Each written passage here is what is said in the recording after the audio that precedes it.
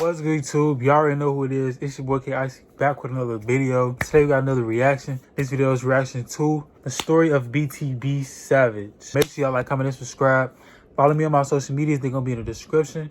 Let me know some more videos y'all want to see me react to. If y'all ready, let's go. Rapper from San Antonio, Texas, named BTB Savage, killed someone and dissed him on social media. Then, just hours after the post, he was shot and killed in revenge. He made headlines last week for telling DJ Vlad how the shooting went down. And now, he's in the spotlight after tragically losing his own life. So today, we're breaking down exactly what happened in this wild story. Oh, God. Let's get right into it.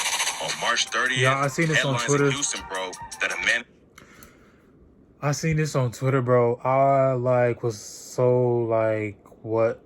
WTF, really WTF. And I'm like, OMG too, because it's like the picture with the whole, if y'all know, y'all know. If y'all seen the pictures on Twitter, I was like, oh.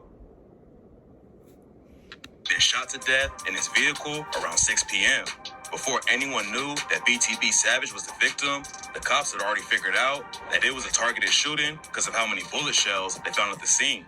According to reports, Savage was in his white Mercedes in a good part of town called River Oaks, and the whip was filled with bullet holes. Yeah. Two shooters pulled up and boxed him in.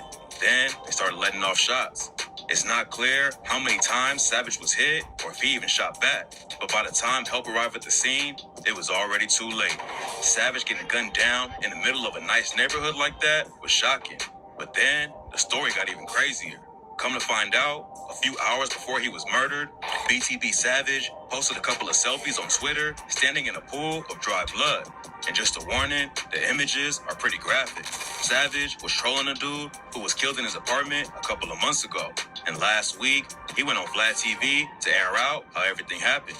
According to Savage, a local rapper had been trying to get a feature from him for a while. They didn't really know each other, but they'd run into each other at shows and around town sometimes. One night, a couple months ago, the dude got in touch with Savage, and he finally agreed to do a feature. And later that night, the other rapper pulled up to his apartment with a car full of dudes. The rapper came into Savage's apartment with a 34-year-old named Omar Richardson. Savage said he felt kind of weird because both of them was looking around the spot when they walked in. But then Richardson flashed some bread, and Savage thought it was all good. The dudes came in with a box full of studio equipment so they could set up and record. But then the other rapper said he was missing a few things, and Omar told him to go back to the whip and grab what he needed. Savage thought something was off, so he locked the door when the rapper went outside. And that's when everything went left. Omar started asking Savage about his jewelry and who he got his pieces from. And when Savage reached down to show his chain, Omar upped his strap and told Savage to hand everything over. At first, Savage told him he wasn't giving it up. But after Omar said he'd shoot him and his girl too, Savage started taking the chains off. When Omar first pulled out the gun, Savage was too far away to make a move. But when Omar reached to grab Savage's chain, he saw an opportunity and moved quick. Savage wrapped Omar up in his arms and fell to the ground, and they started wrestling. Omar's gun fell out of his hand, and Savage had his arms wrapped up. And that's when Savage yelled for his girl to come shoot him. She came in and popped him in the back twice, but that ain't slow him down. Omar managed to get his hand on one of his guns and let 3 shots off at Savage's girl. But luckily, every shot missed, and Savage got him back under control. He told Omar his son was in there, and he just needed to leave. But instead of ducking out and getting himself to the hospital, Omar told Savage he was gonna kill him and kept fighting. Omar yelled at his homies to shoot through the door, and they let off 2 shots and missed everyone. Savage told his girl to shoot back. But then, 20 more shots flew into the apartment from the front door. When they stopped shooting, Savage's girl popped back at him with 2 shots, and that's when Omar's homies left him to die. Savage and Omar kept fighting, while Savage's girl tried to get a clean shot on him. She fired again, but the bullet hit Savage right in his elbow and shattered it. His bone was poking through the skin, and he couldn't even hold his arm up. But he got his body out of the way, and his girl shot Omar one more time in the torso. Savage tried to get him to leave again, but Omar said he wasn't going without getting something. He was crawling on the floor with a gun in his hand right next to Savage's son's room, and that's when Savage jumped on him. He put his finger over Omar's and let off all the rounds left in the magazine.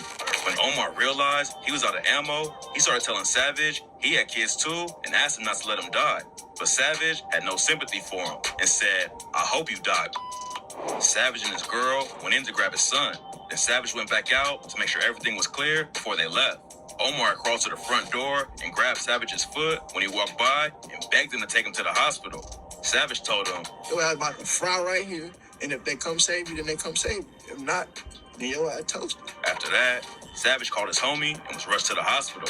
He passed out in the car, and when he woke up in the hospital bed, the cops were waiting there to talk with him. After Savage and his girl explained the situation, the cops classified it as self-defense, and neither of them were charged. Omar died at the scene, and Savage told the cops he was happy about it. In his interview with Vlad, he admitted that shit gave me bad PTSD for sure. But Omar put his son's life in danger, so Savage had no choice. It was a crazy situation. Yeah. And the Vlad TV interview immediately blew up, hitting almost 2 million views in less than a week. And Savage's ops obviously wasn't happy about it. Vlad... That, bro, I'm literally sitting here imagining the fucking like what went down. Like it's literally in my head right now. Like as he's saying, as the person who made this video is describing what happened, it's literally in my head. Somebody, okay, I see you. It's literally in my head right now. Like it's like that had to be a crazy ass night, bro. Like nothing but gunshots like let off. How many fucking gunshots did y'all let off, bro? At least probably had to be like 50, 60, 70. Savage. I mean, are you at all concerned that his people are going to try to come back? Obviously wasn't happy about it. Vlad asked Savage. I mean, are you at all concerned that his people are going to try to come back?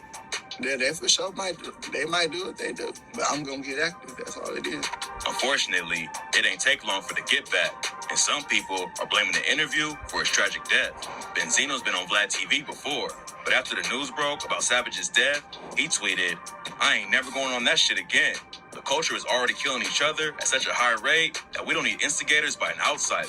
Plus, Savage's ops clowned him over the interview after he died, which led to more people blaming Vlad. Even though the interview put the situation in the spotlight, at the end of the day, Savage already had real beef in the streets with whoever killed him.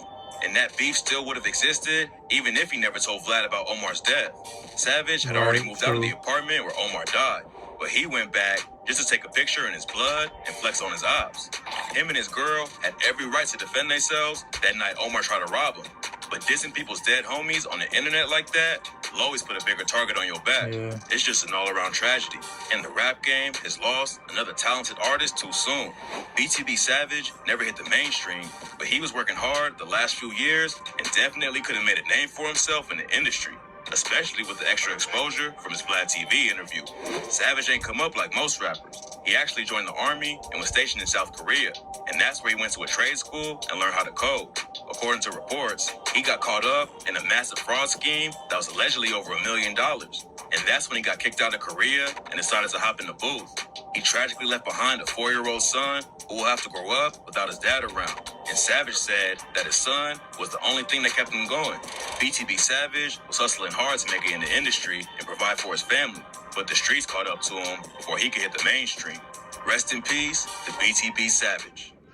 Y'all, that was a lot. Like that whole like situation, like it's just too much. It's like that. First of all, that night of the shooting, I can't even imagine like him having a son and a girlfriend, what they was going through, and like having to protect like the family and like be on like defense. I mean, I don't like it. Just seemed like a lot to put on them, you know. Like, I mean, she of course most definitely hands down ride or die chick, but it's like that must have been a lot, you feel me, like on her and the family. Like it just, to me, it seemed like it was just too much. But let me know in the comments what y'all think. Follow me on my social medias, they're gonna be in the description. Hey, Icyy, I'm out.